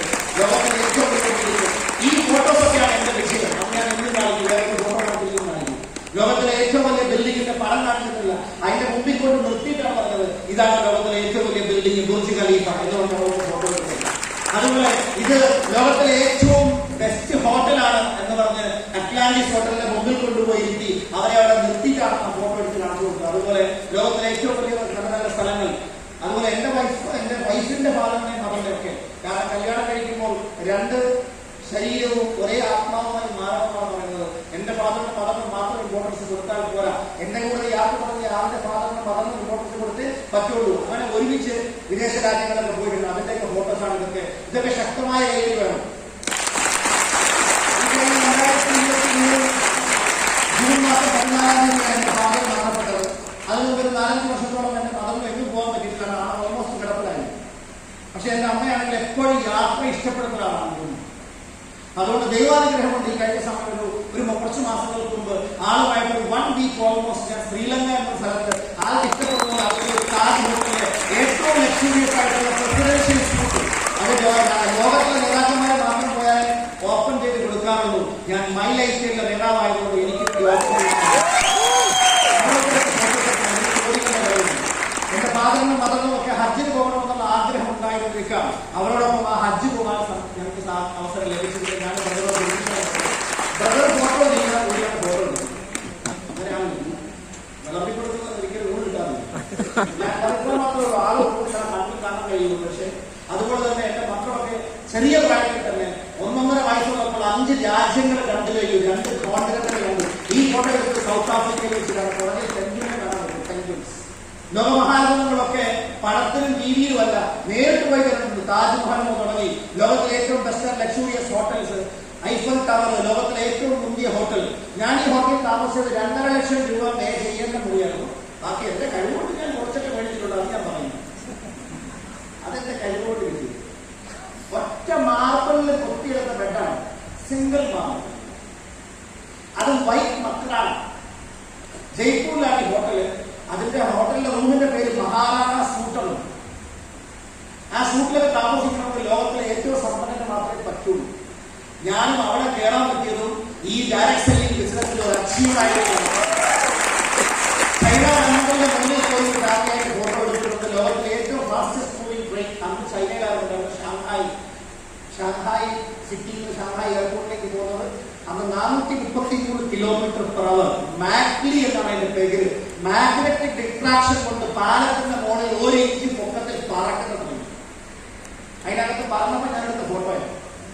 അവിടെ പോയിട്ട് അവിടുത്തെ ഏറ്റവും വലിയ കമ്മ്യൂണിക്കേഷൻ ഉണ്ട്. ലോകത്തിലെ ഏറ്റവും വലിയ ഉയരത്തിലുള്ള ഗ്ലാസ് ഫ്ലോറുള്ള ബിൽഡിംഗ്. അവിടെയൊക്കെ നടക്കുമ്പോൾ ആൾക്കാരുടെ തല ഇറങ്ങുന്നു. ആ സമയത്ത് ഞാൻ മക്കളൊക്കെ എന്റെ ഇളയമോൾ അവിടെ കിടക്കുന്നു. അവർക്ക് ഏറ്റവും വലുതായി ഇപ്പൊ കാണിച്ച് എന്നെ ഇടിയും. അതുപോലെ സമയം സിറ്റുവേഷനൊക്കെ ഇതിൽ ഞാൻ പറയുന്നത് ആ സമയത്ത് എടുത്ത ഫോട്ടോ ആണത്. അതുപോലെ ദുബായിലെ ട്രെയിൻ അത് പണി നടക്കുമ്പോൾ തന്നെ അവിടെ ഫോട്ടോ എടുത്തിട്ടുണ്ട്. പണി നടന്ന് കഴിഞ്ഞിട്ടും പോയിട്ടുണ്ട്. നടന്നു കഴിഞ്ഞിട്ട് മോളിൽ കൂടെ കയറി നടക്കുകയും ചെയ്തിട്ടുണ്ട്. ഇതൊക്കെയാണ് ഫോട്ടോ എടുത്തിരിക്കുന്നത്. ആദ്യത്തിന്റെ ഡയറക്ഷൻ ബിസിനസ്സിലേക്ക് വരുമ്പോൾ ആരും ഒന്നും കാണില്ല. രണ്ടാമത്തത് കമ്മിറ്റ്മെന്റ് അച്ചീവ് ചെയ്ത് കഴിയുമ്പോൾ മൂന്നാമത് സമയം ഇതൊക്കെ ഞങ്ങൾ കഴിഞ്ഞ ദിവസം പോയപ്പോൾ നിങ്ങളൊക്കെ എൻജോയ് ചെയ്യുന്നതാണ്. അതുപോലെ ലോകത്തിലെ ഏറ്റവും നല്ല അമ്യൂസ്മെന്റ് പാർക്കായിട്ടുള്ള ഫെരാരി വേൾഡ്, ലോകത്തിലെ ഏറ്റവും കൂടുതൽ എന്റെ വൈഫിന്റെ ഒരു സ്വപ്നമായിരുന്നു മൗറീഷ്യസ് പോകണം. മൗറീഷ്യസ് പോകണ്ട ഒരുപാട് രാജ്യങ്ങളൊക്കെ പോയി. ലോകത്ത് ഒരുപാട് ചരിത്രങ്ങൾ നടന്ന ഭൂമികൾ. അസ്ഹാബുൽ കഹഫ് എന്ന് പറയുന്ന ആ ഒരു ഗുഹ, കഹഫ് ചാപ്റ്ററിൽ പറയുന്ന ഗുഹ, ആ ഗുഹയൊക്കെ നേരിട്ട് അതുള്ളത് ഇന്നത്തെ ജോർദാനിലാണുള്ളത്. ആ പള്ളിയുടെ താഴെ അത് പോയി കണ്ടിട്ടുണ്ട്. അവർ ഉറങ്ങിക്കിടന്ന ഗുഹ. അതുപോലെ 2000 വർഷങ്ങൾക്ക് മുമ്പ് മോസസിന്റെ കാലത്ത് ജീസസിന്റെ ഒക്കെ സമയത്ത് ശരിക്കും പറഞ്ഞാൽ ഒരു വലിയ നഗരം തന്നെ 1000ങ്ങളില്ല, സിമന്റ് ഇല്ല, ടൂൾസ് ഇല്ലാതെ ഉണ്ടാക്കിയെടുത്തിട്ടുണ്ടവര്. അതൊക്കെ കണ്ടപ്പോഴാണ് നമ്മളൊന്നും ചെയ്തിട്ടില്ലാതെ തോന്നുന്നുണ്ടായത്. അത് കണ്ടു തന്നെങ്കിൽ 2000-3000 പറയുന്നത് അത്രയും വലുതാണ്. എല്ലാ വീട്ടിലും മോട്ടറില്ലാതെ വെള്ളം വരും. Technology, natural water. അതുപോലെ പഴയ പേർഷ്യൻ സിറ്റികൾ ഇതൊക്കെ പോയി കണ്ടു. ഇത് പുതിയ ലോകമഹാനഗരങ്ങളിൽ ഒന്നാണ്. ഒരു ടൂൾസ് പോലും ഇല്ലാതെ പാറയിൽ കൊത്തിയെടുത്തിട്ടുള്ള ബിൽഡിംഗാണ്. ഇതൊക്കെ സാധിച്ചത് മൈ ലൈഫ് സ്റ്റൈൽ ബിസിനസ്സിൽ അച്ചീവർ ആയതുകൊണ്ടാണ്. റോയൽ കരീബിയൻ ക്രൂസിൽ 15 ദിവസം യൂറോപ്പ് മുഴുവൻ കറങ്ങാനുള്ള അവസരം കിട്ടി. അവിടെ കൂടെ പരിചയപ്പെട്ട സഹയാത്രികളൊക്കെ തന്നെ ലോകത്തിൽ റിച്ചസ്റ്റ് ആയിട്ടുള്ള ആൾക്കാരായിരുന്നു. KSRTC ബസ് സ്റ്റാൻഡിൽ പോയിട്ട് ഫാസ്റ്റ് പാസഞ്ചർ ബസ്സിൽ കയറാൻ നിവൃത്തിയില്ലാതെ ഓർഡിനറി ബസ് നോക്കിയിട്ട് 1.5 മണിക്കൂറൊക്കെ നിന്ന് അനുഭവിച്ചിട്ടുണ്ട്. Changanassery to Alappuzha, Changanassery to Pathanamthitta, Changanassery to Mallappally, Changanassery to Kottayam. ഈ റൂട്ടിലൊക്കെ ഞാൻ പോയി ബസ്സിൽ പോയിട്ട് 1.5 മണിക്കൂർ. സൂപ്പർ ഫാസ്റ്റ് വരും കയറത്തില്ല, എക്സ്പ്രസ് വരും കയറില്ല, അതൊക്കെ പോട്ട് ഫാസ്റ്റ് പാസഞ്ചർ വന്നാൽ പോലും കയറില്ല. ഇതൊക്കെ പൈസയുള്ളവർക്കുള്ളത് എന്ന് പറഞ്ഞ് 2 മണിക്കൂർ നേരത്തെ എത്തി. അന്ന് ഞങ്ങൾ പറയുന്ന പേര് ഓർഡിനറി അല്ല, ഓടി 4 ബസ് അല്ലെ. എല്ലാം കൂടെ ഓടിക്കഴിഞ്ഞ് 4 ബസ്സാണ് ഓർഡിനറി എന്ന് പറഞ്ഞ സാധാരണക്കാർക്ക് വേണ്ടി ഇടുന്നത്. അങ്ങനെ ഇടാൻ പറ്റുള്ളൂ. എനിക്ക് ഞാൻ തമാശയ്ക്ക് പറഞ്ഞേ ഉള്ളൂ. ഈ ഒരു അവസരത്തിലേക്ക് ദൈവം മാറ്റിയത് ഡയറക്ട് സെല്ലിങ്ങിന്റെ പവറാണ്. നാട്ടിൽ ജൂൺ മാസത്തിൽ എല്ലാവരും ജൂൺ മാസത്തിൽ ചൂട് കൊണ്ട് ഒരുങ്ങുമ്പോൾ ഞങ്ങൾ -6 ആ ഒരു ഡ്രസ്സൊക്കെ ഇട്ട് എൻജോയ് ചെയ്യായിരുന്നു ഓസ്ട്രേലിയയിൽ. ഇത് റോമിലെ കൊളോസിയത്തിന്റെ മുമ്പിൽ വെച്ചെടുക്കുന്ന ഫോട്ടോ ആണ്. ഇറ്റലിയിലെ ചെരിഞ്ഞ ഗോപുരം, പിസയിലുള്ള ആ ഒരു ചെരിഞ്ഞ ഗോപുരം. ഇവിടെ ഒരുപാട് പരീക്ഷണങ്ങൾ നടത്തുന്ന സ്ഥലമാണ് ഓസ്ട്രേലിയ. വിയന്ന സിറ്റി, മോണ്ടനിഗ്രോ എന്നുള്ള ലോകത്തെ ഏറ്റവും സ്മോളസ്റ്റ് ആൻഡ് ബ്യൂട്ടിഫുൾ കൺട്രി. അതുപോലെ ലോകത്തിലെ ഏറ്റവും ചെറിയ രാജ്യം വത്തിക്കാൻ സിറ്റി. അതുപോലെ തന്നെ സ്വിറ്റ്സർലൻഡിലെ ജുംഫ്രാവ് മൗണ്ടൻസിലുള്ള ഫോട്ടോസാണ്. ഡിസ്നിലാൻഡ് പാരീസ്, ഇതൊക്കെ ഒരുപാട് ഫോട്ടോസ് ഉണ്ട്. ഞാൻ സെലക്ട് ചെയ്യപ്പെട്ട ഫോട്ടോസ് മാത്രമേ കാണുന്നുള്ളൂ. സമയക്കുറവുണ്ട്, പെട്ടെന്ന് പോവുക. ഫാമിലിയുടെ ഐഫൽ ടവറും അമേരിക്കയിലെ ഗ്രാൻഡ് കാനിയോണും അതുപോലെ തന്നെ Statue of Liberty, Capitol Building, Niagara waterfalls, ഇതെല്ലാം കാണാൻ പറ്റും ഈ കുട്ടികൾ വന്നുകൊണ്ട് മാത്രമാണ്.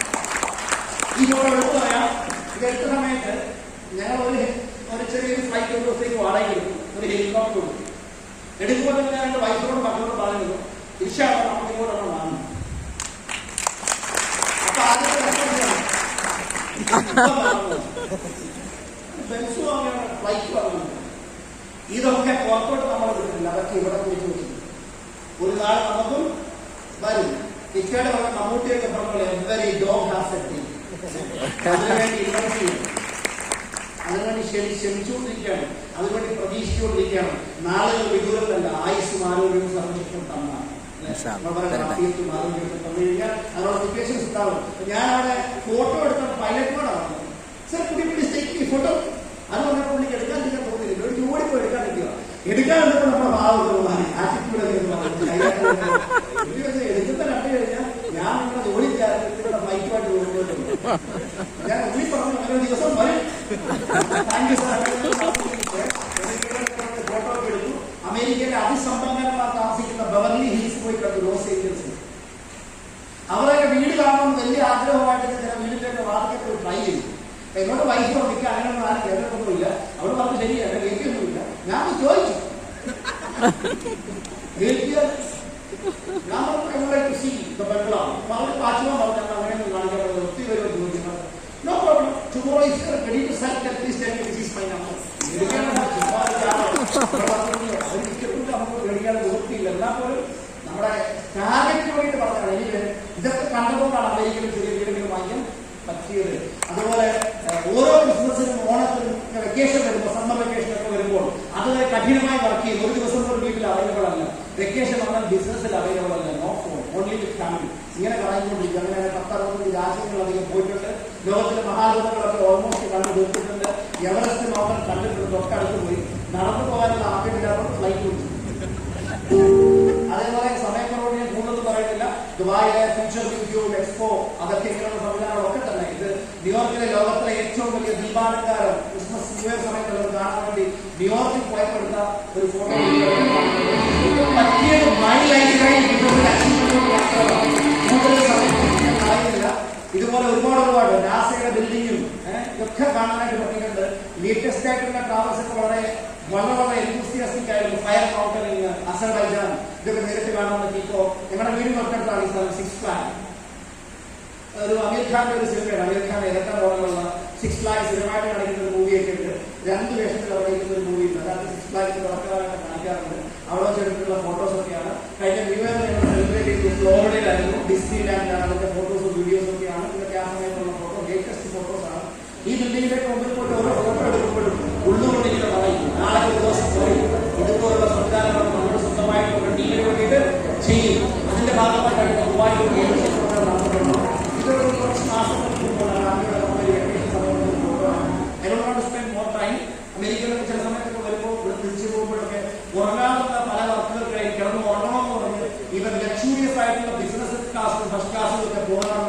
എമിറേറ്റ്സിന്റെ ഫ്ലൈറ്റ് കണ്ടിട്ട് പറ്റിയ ഈ ബിസിനസ് നടന്നുകൊണ്ടാണ്. ഇത് മാത്രമല്ല, ഞാൻ വേറെ ദുസ്വഭാവങ്ങളൊന്നുമില്ല. ബേസിക്കലി മീൻസ് ഞാൻ ദുസ്വഭാവം ഉദ്ദേശിച്ചത് ആവശ്യമില്ലാത്ത കാര്യത്തിൽ 10 പൈസ ചെലവാക്കില്ല, ആവശ്യമുള്ളത് ജോലി ചെലവാക്കാൻ ഒരു വഴി പോലും കാണിക്കുന്നില്ല. എനിക്ക് ഞാൻ പറയുന്നത് അതുകൊണ്ട് ഞാൻ പല അസറ്റ്സ് ഒക്കെ ഉണ്ടാക്കാൻ പറ്റിയിട്ടുണ്ട്. എറണാകുളത്ത് പല സ്ഥലങ്ങളിലും കൊമേഴ്സ്യൽ ബിൽഡിങ്ങുകളൊക്കെ ഉണ്ട്. ഏതാണ്ട് 16 ലക്ഷം രൂപയ്ക്ക് പുറത്ത് എനിക്ക് മന്ത്രിയിൽ 2 ഇൻകം കിട്ടുന്നുണ്ട്. ഇതെല്ലാം നല്ല എക്സ്പീരിയൻസ്. പിന്നെ നല്ല ബിസിനസ് എക്സലൻസ് അവാർഡ് ഇവർ ഇന്ത്യൻ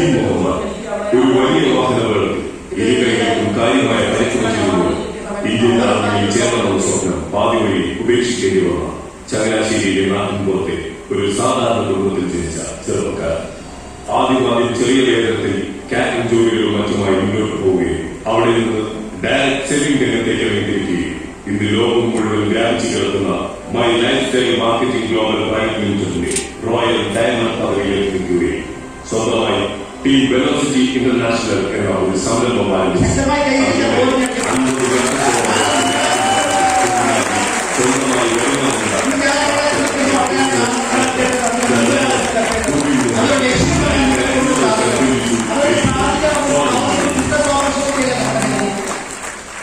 ഈ കഴിഞ്ഞ സമയങ്ങളിൽ കുറെ അപകടങ്ങളൊക്കെ ഞാൻ രക്ഷപ്പെട്ടിട്ടുണ്ട്. ആ സമയത്ത് ഒരു അപകടത്തിന്റെ പിക്ചർ നിങ്ങൾക്ക് എല്ലാം അറിയാം. അഹമ്മദാബാദിൽ നടന്ന ഫ്ലൈറ്റ് ആക്സിഡന്റ്. ആ ഫ്ലൈറ്റിൽ നിന്ന് മുഴുവൻ ആൾക്കാരും കറക്റ്റാണോ? ആ ഫ്ലൈറ്റ് കൊണ്ട് വീണ സ്ഥലത്ത് എത്രയോ ചെറുപ്പക്കാർ MBBS പഠിക്കുന്ന വിദ്യാർത്ഥികൾ മരണപ്പെട്ടിട്ടുണ്ട്. ഒരു ചെറിയൊരു അപകടം നമ്മുടെ ജീവിതം എടുത്തുകൂടെ?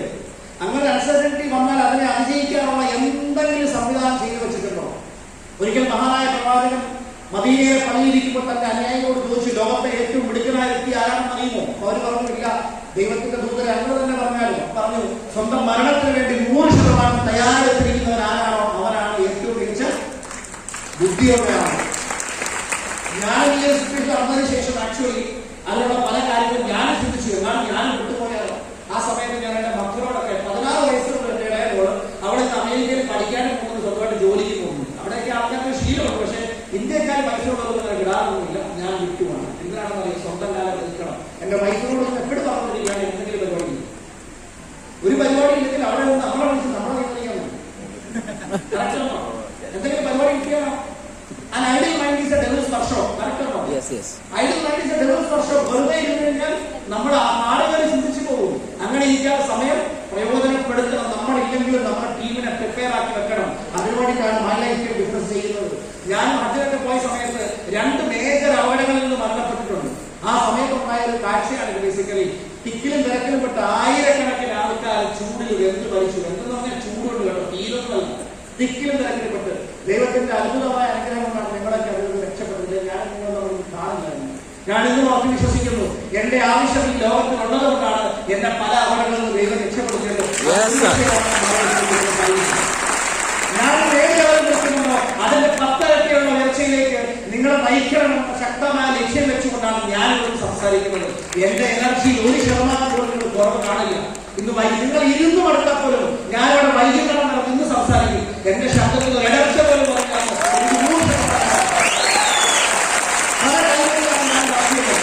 ഭയങ്കര ഹോട്ടായിട്ടുള്ള ക്ലൈമറ്റിലും ഭയങ്കര കോൾഡായിട്ടുള്ള ക്ലൈമറ്റിലും മാറി ചെയ്യാറുണ്ട്. പല ആൾക്കാർ യാത്രകൾ കഴിഞ്ഞ് റെസ്റ്റ് എടുക്കുമ്പോൾ ഞാൻ അടുത്ത യാത്രയ്ക്ക് പോകുന്നുണ്ടായിരിക്കും. അതൊക്കെ വലിയ ലക്ഷ്യങ്ങളും പർപ്പസും ഒക്കെ ഉള്ളതുകൊണ്ടാണ് ഞാൻ ചോദിക്കുന്ന ഒരു സിമ്പിൾ ചോദ്യം എന്നോടും ആദ്യം, രണ്ടാമത് നിങ്ങളോടും. എന്തെങ്കിലും ഒക്കെ ഒരു അസന്നിഗ്ധാവസ്ഥ വന്നാൽ എന്ത് തയ്യാറെടുപ്പ് ഉറപ്പ് വെച്ചിട്ടുണ്ട്? ടെൻഷൻ അടിക്കേണ്ട ആവശ്യമില്ല. മൈ ലൈഫ് സ്റ്റൈലിലെ ഡയറക്ട് സെല്ലിംഗിന്റെ പവറിനെ കുറിച്ച് ഞാൻ കൂടുതൽ സംസാരിക്കില്ല. പക്ഷേ മൈ ലൈഫ് സ്റ്റൈലിന്റെ പവർ ഞാൻ പറയും തീർച്ചയായിട്ടും. മൈ ലൈഫ് സ്റ്റൈൽ ബിസിനസ്സിൽ ഞാൻ വന്നു 2013 ഒരാൾക്ക് പോലും നഷ്ടം ഉണ്ടാകാതിരിക്കുകയും ഉറപ്പാക്കാനും എന്നാൽ പ്രവർത്തിക്കുന്നവർക്ക് മുഴുവൻ ലാഭം ഉണ്ടാക്കാനും കഴിയുന്ന ഒരു ഓപ്പർച്യൂണിറ്റിയാണ് മൈ ലൈഫ് സ്റ്റൈൽ. അതുകൊണ്ടാണ് ചുരുങ്ങിയ സമയം കൊണ്ട് ഇന്ത്യയിലെ നമ്പർ 1 കമ്പനി ആയതും നാളെ ചുരുങ്ങിയ സമയം കൊണ്ട് വേൾഡിലെ നമ്പർ 1 കമ്പനി ആകാൻ പോകുന്നത്. ഞാൻ ഈ പറഞ്ഞ വാക്കിന്റെ എനർജി നിങ്ങൾക്ക് ഉൾക്കൊള്ളാൻ പറ്റിയിട്ടുണ്ടോ നിങ്ങൾക്കറിയില്ല.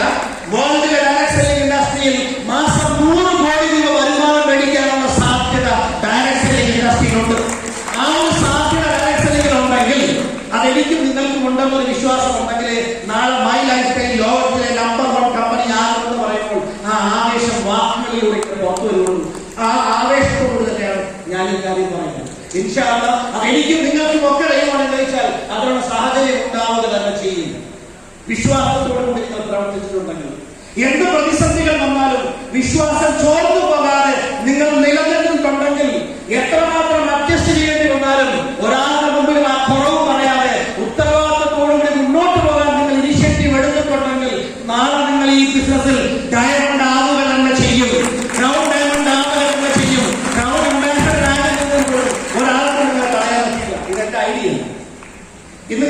സമയത്ത് ഇന്ന് രാവിലെ ഞാനത് എഡിറ്റ് ചെയ്തിട്ടത്. എന്റെ ഓർഗനൈസേഷൻ ഫണ്ടിൽ 973, ദാറ്റ് മീൻസ് 1000 കോടി ബിസിനസ് ഓൾമോസ്റ്റ് ബിസിനസ് വോളിയം. രണ്ടാമത്തെ ഓർഗനൈസേഷൻ 700 കോടിക്ക് പുറത്ത് 1700 കോടി. 1700 കോടി എന്ന് പറഞ്ഞാൽ ക്യാഷ് എടുത്താൽ 2500-3000 കോടിയൊക്കെ ഉണ്ടാവും. അത്രയും കോടിയുടെ ടേൺ ഓവർ ഞാൻ ഈ ചുരുങ്ങിയ സമയം കൊണ്ട് ഈ ചെറിയ ബിസിനസ് കൂടെ ചെയ്യാൻ കഴിഞ്ഞു. ഇതൊരു ചെറിയ ബിസിനസ് അല്ല, ഇത് തുടങ്ങാൻ മാത്രമേ ചെറുതുള്ളൂ. ഇതിന്റെ വലിപ്പം കാണാനുള്ള മനസ്സ് നിങ്ങൾക്കുണ്ടാകാൻ ദൈവത്തിനോട് പ്രാർത്ഥിക്കുക. ഭാവിയിലെ അച്ചീവ്മെന്റുകൾ മുൻകൂട്ടി കാണാനുള്ളൊരു ദീർഘ ദൃഷ്ടി ഉണ്ടാകാൻ വേണ്ടി പ്രാർത്ഥിക്കുക. നാളെ ഈ ഹോളിലിരിക്കുന്ന പല ആളുകളും ഡയറക്ട് സെല്ലിംഗ് ഇൻഡസ്ട്രിയിലെ ലോകത്തിലെ ടോപ്പ് അച്ചീവേഴ്സ് ആകാൻ പോകുന്നവരാണ്. നിങ്ങളെ ഇവിടെ ഞാൻ നൂറുകണക്കിന് ആളുകളായിട്ടല്ല കാണുന്നത്, 10,000-ങ്ങളും ലക്ഷങ്ങളും ജനകോടികളുമായിട്ടാണ് ഞാൻ കാണുന്നത്. ലോകം മുഴുവൻ നമുക്ക് ബിസിനസ് ചെയ്യാൻ ഈ ഹോളെന്ന് വിചാരിച്ചാൽ മാത്രമായി. അതിന്റെ ഒരു തുടക്കമായിട്ട് 2,10,000 ആഴ്ചയിൽ കിട്ടുമെന്ന് പറയുമ്പോൾ പലരും വിശ്വസിക്കണം നിർബന്ധമില്ല. വിശ്വാസത്തിന്റെ അവസാനം ഏറ്റവും കൂടുതൽ ഉണ്ടാകുന്നത് കാണുന്നതിലൂടെയാണ്, വിഷ്വൽ ഇമ്പാക്റ്റ് ആണ്. ഞാൻ ഈ ബിസിനസ്സിൽ വന്ന് ആദ്യത്തെ ആഴ്ചയിൽ തന്നെ സീലിംഗ് അച്ചീവ് ചെയ്ത വ്യക്തിയാണ്. അത് എന്തുകൊണ്ടാണ് ആരും ചോദിച്ചാൽ എനിക്ക് വിശ്വാസം ഉണ്ടായിരുന്നു, ഞാൻ ശ്രമിച്ചത് കൊണ്ടുമാണ്. അന്ന് എന്നോട് പല ആൾക്കാരും പറഞ്ഞു, സാധാരണ ചുമ്മാ പോഴത്തരം പറയുന്നു. എന്താണ് പറയുന്നത്? പോഴത്തരം. പക്ഷെ നടക്കാൻ വയ്യാത്ത കാര്യം സ്റ്റേജിൽ കയറി വിളിച്ചു പറയും. ഞാൻ അവരോട് പറഞ്ഞ കാര്യമുണ്ട്, നിങ്ങൾക്ക് വിശ്വാസമില്ലെങ്കിൽ അത് പറഞ്ഞാൽ മതി, ഞാൻ എന്ത് ചെയ്യണോ എന്നുള്ളത് ഞാൻ ചെയ്ത് കാണിച്ചു തരാം. അതിനുവേണ്ടി ഇറങ്ങി പുറപ്പെട്ടു. അൽഹംദുലില്ലാ, ദൈവത്തിന് ഒത്തിരി കൂടി എത്ര പറഞ്ഞാലും മതിയാവില്ല. ആദ്യത്തെ ആഴ്ചയിൽ 2 സീലിംഗ് അച്ചീവർ ഉണ്ടാകാൻ ഞാൻ ടാർഗറ്റ് ചെയ്തു, കഠിനാധ്വാനം ചെയ്തു. ഒരു സീലിംഗ് അച്ചീവർ ജൈറോ സാർ വന്നു. അശ്വനി കുമാർ ശർമ്മ വിമത്സരങ്ങൾ വെറും 7,000 രൂപയുടെ ഡിഫറൻസിലാണ് സീലിംഗ് പോയത്. അതിനുവേണ്ടി പകലില്ലാതെ ഞാൻ അവിടെ നിന്ന് അധ്വാനിച്ചിട്ടുണ്ട്. അതുകൊണ്ടാണ് ആ ലെവലിലേക്ക് എത്താനായിട്ട് പറ്റിയത്. ഇന്ന് ഞാൻ വളരെ സന്തോഷത്തോടുകൂടി അതിനേക്കാളേറെ ആത്മാഭിമാനത്തോട് പറയാം, 2013 മുതൽ എല്ലാ ആഴ്ചയിലും കണ്ടിന്യൂസ് ആയി 2,10,000 വീതം വാങ്ങിച്ചുകൊണ്ടാണ് ഞാൻ ഈ ബിസിനസ് ചെയ്തുകൊണ്ടിരിക്കുന്നത്. ഇതിനൊക്കെ ഈ കൈയടി വന്നാൽ പോരാ. 2,10,000 ഒരു ഫുട്ബോൾ മാച്ച് കാണുമ്പോഴോ, ഒരു ഗോൾ അടിക്കുന്നത് കാണുമ്പോഴോ, ഒരു കളിക്കാരൻ എങ്ങനെ പെർഫോം ചെയ്യുന്നു, എങ്ങനെ ആഘോഷിക്കുന്നു, ഒരു നല്ല ബൗളർ വിക്കറ്റ് എടുക്കുമ്പോൾ അവൻ എങ്ങനെ ആഘോഷിക്കുന്നു, ഒരു ബാറ്റ്സ്മാൻ സെഞ്ചുറി അടിക്കുമ്പോൾ അവൻ എങ്ങനെ അത് ആഘോഷിക്കുന്നു, ഒരു വിദ്യാർത്ഥി റാങ്ക് വാങ്ങുമ്പോൾ എങ്ങനെയാണ് ആഘോഷിക്കുന്നു. ഇത് ആഘോഷിക്കാനുള്ള മനസ്സ് നിങ്ങൾക്കുണ്ടെങ്കിൽ നിങ്ങൾക്ക് ഇരുന്നുകൊണ്ടല്ല, എഴുന്നേറ്റ് നിന്നുകൊണ്ട് ശക്തമായി കൈയടിക്കാനായിട്ട് കഴിയും. എഴുന്നേറ്റ് നിന്നുകൊണ്ട്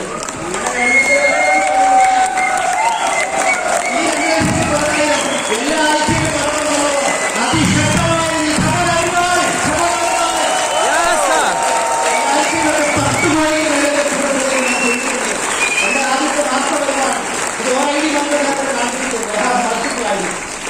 ഒരു ബാങ്കുകാരൻ 3 ആഴ്ച വെക്കാൻ കമ്പനി അവകാശം തരുന്നുണ്ടെങ്കിൽ അത് 3 ഞാൻ അവിടെ പൂർത്തിയാക്കിയിരുന്നു. ഇനി ഇതിനോട് പ്രോബ്ലം. ഇനി മന്ത്രിയുടെ വരുമാനത്തെ കുറിച്ച് നമുക്ക് സംസാരിക്കാം. എന്താണ് മന്ത്രി ചെയ്യുന്നത്? ആദ്യത്തെ മാസം എനിക്ക് വന്നത് വെറും 39,000 രൂപയാണ്. രണ്ടാമത്തെ മാസം വന്നത് 3,92,000 രൂപയാണ്. ഒരു മാസം കൊണ്ട് 10 ലക്ഷം വരുമാനം വർദ്ധിക്കുന്ന വേറെ ഏത് മേഖലയാണ് നിങ്ങൾക്ക് അറിയാവുന്നത്?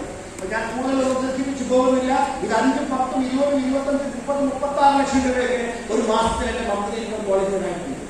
ഇനി ഞാൻ പറയുന്ന കാര്യങ്ങൾ ഗവൺമെന്റ് സാക്ഷ്യപ്പെടുത്താതിരിക്കട്ടെ. ലീഗലായി വരുമാനം വരുന്നുണ്ടെങ്കിൽ സോഴ്സിൽ നിന്ന് ടാക്സ് പിടിക്കണം. അങ്ങനെ വേണ്ട സോഴ്സ് ഉണ്ടെങ്കിൽ ആ സോഴ്സിൽ സർട്ടിഫിക്കറ്റ് കൊടുക്കും. അതിന്റെ പേരാണ് form 16A. Form 16A Mubeen Muhammad mileage തന്നു. അതിലൊരു ക്വാർട്ടറിൽ 1,35,00,000 കാണാം. വേറൊരു ക്വാർട്ടറിൽ 1,39 കാണാം, 1,47 കാണാം, 1,78 കാണാം, 1,99 കാണാം. 1,99 വന്നപ്പോൾ ഞാൻ കൈലാസാറിനെ വിളിച്ചു. സാറേ നേരത്തെ പറഞ്ഞുകൂടായിരുന്നു കൽക്കുലേറ്റ് ചെയ്തു. സാർ എന്നോട് തിരിച്ചും പറഞ്ഞു, ഇങ്ങനെ ഈ മാസം അവസാന മാസമാണ് നൽകുന്നത്. ഞാൻ അങ്ങനെ കൊണ്ട് തമാശ പറയാനുള്ള വ്യക്തികളാണ്. വല്ലപ്പോഴും വിളിക്കാറുള്ള വിളിച്ചാൽ 1 മണിക്കൂർ സംസാരിക്കും. കുറേ കാര്യങ്ങളാണ്. അപ്പൊ സാറിനോട് പറഞ്ഞത് why don't you come next month. ഞാൻ നിശ്ചയദാർഢ്യത്തോടുകൂടി ബെൽറ്റൊക്കെ മൂർത്തിക്കെട്ടി പണിയെടുത്തു പറഞ്ഞ പണിയെടുത്തു. 2 കോടിക്ക് മേലെ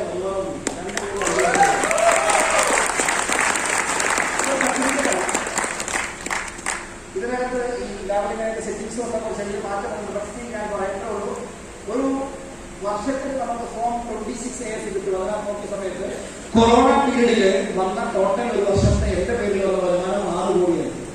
ആ കൊറോണ പീരീഡ് ഡ്യൂറേഷനിൽ 6 കോടി 46 ലക്ഷം രൂപയ്ക്കകത്ത് വരുമാനം വന്നു. കൊറോണ പീരീഡിൽ ലോകം മുഴുവൻ